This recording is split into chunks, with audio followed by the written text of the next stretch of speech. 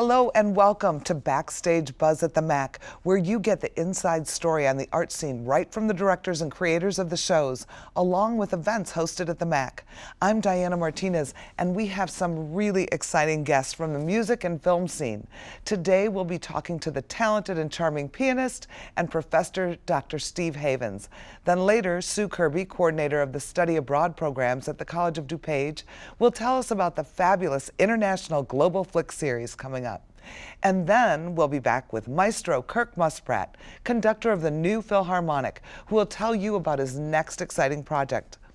All the shows you'll hear about today are coming to the Mackinac Arts Center in March. The Mac is located at the east end of the campus at the College of DuPage in Glen Ellen, where parking is always free. My first guest is a professional pianist, piano teacher, and an outstanding advocate for the Mac. He has been awarded Outstanding Faculty Member and is the kindest, most genuine person you can ever hope to meet. Honestly, he's one of my favorite people at the Mac. Steve Havens, welcome. Thank you. Good to be here. Good to have you here. Thanks. So Steve, you're a teacher. You're a professor. Yes. Tell us about your background a little. I started playing the piano when I was 4 years old, played by ear for years and begged my parents to actually have a teacher when I was 6, and they said, well, okay. So we gave it a try, and I've stuck with it Ever since then. Yeah. So you loved it from a little boy? Loved it, loved it. All kinds of music. I played everything. I could do anything by ear, and certainly was classically trained all the way through graduate school. So. And you have your doctorate. I do. Where did you get your doctorate? University of Iowa. Okay. Yeah. So Steve, how does that affect, because I know you've also were a professional musician as well. So where did you decide teaching, professional musician? How did you make that? I think everyone who studies music realizes at a certain point that they want to perform as much as they can, but you also find that there's so many different things you can do in music. So teaching was a natural outgrowth of, I think, being the product of some fine teachers myself. When I think I was a sophomore in college, when I don't know, I was taken back by a teacher one day, and I thought, wow, if I could do this really well, I'd like to do it. I'd like to be a teacher. I'd like to be a professional performing musician and see all the different kinds of things I could do. Maybe even an entertaining kind of musician, which I've done a lot of. I've been in dance bands, done lots of gig work. So I kind of do it all. And I think that people who do a lot in music are the ones who are out there and finding success. So I read something that you said once about your teaching, and that you want to turn the light on, and that you meet the student halfway. Talk about that.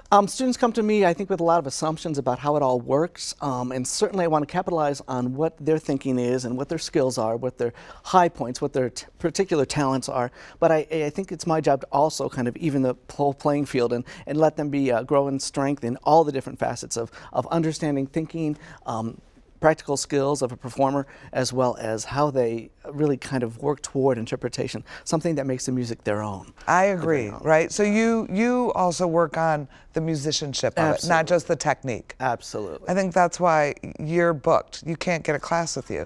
I'm pretty full these days, yeah.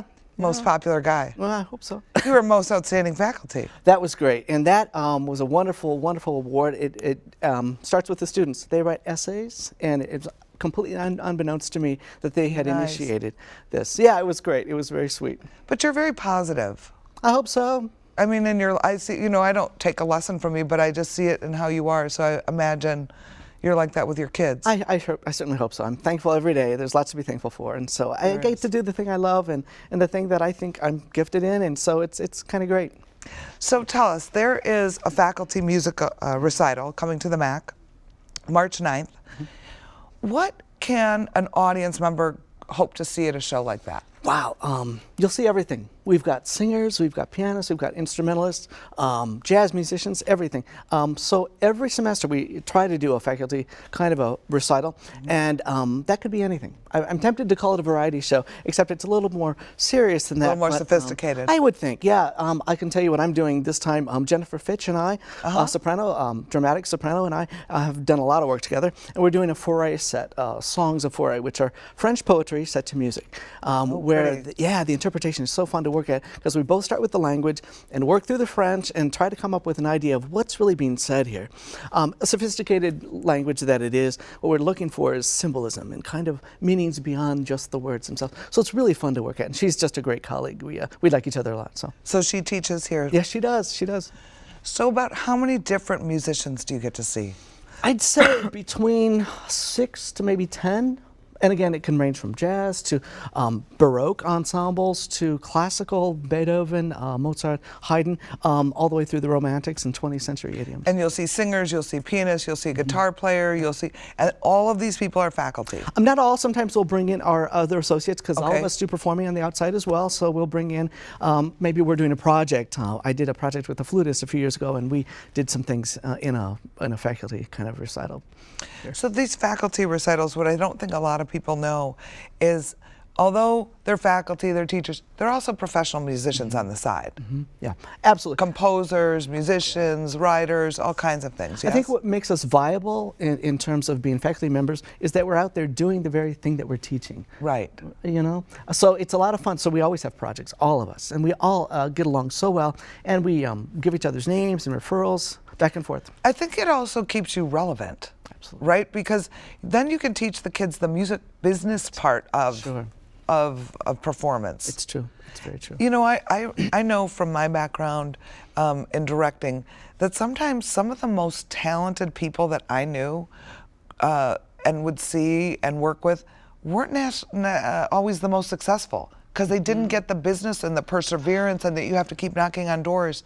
So true. You know, it's a numbers game. It's so true, and you have to pay attention to everything. Right. Be punctual. Be very good with contracts. Ask the questions. It doesn't hurt to have some friends that are attorneys help you with contracts. It really is a matter of knowing your social media, knowing your craft, and really being an advocate for what you do.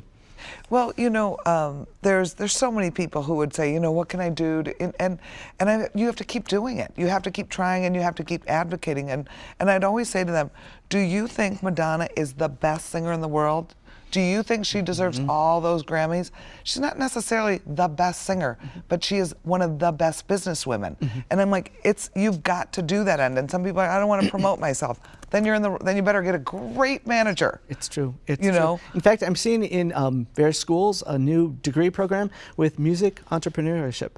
It's important. It's important. You've got to really be skilled in all these facets. And understand it. Yep. Unless you want to play in your bedroom. Right. Right? You know, Right. it's not easy. Yeah, it's true.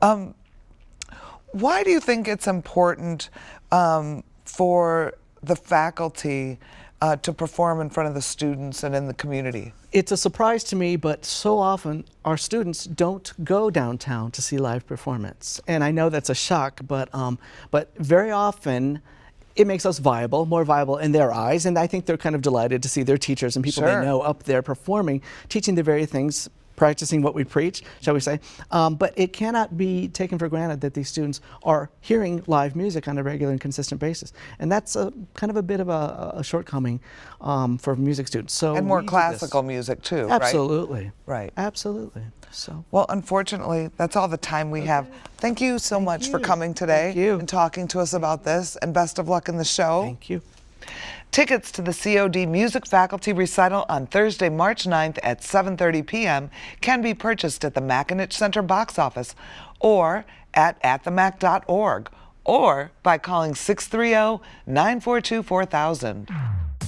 Currently running is Buffalo Theater Ensemble's Good People. It's a poignant and powerful show about the struggle of a single mother who is one bingo game away from paying the rent. The show runs Thursday through Sunday until March 5th.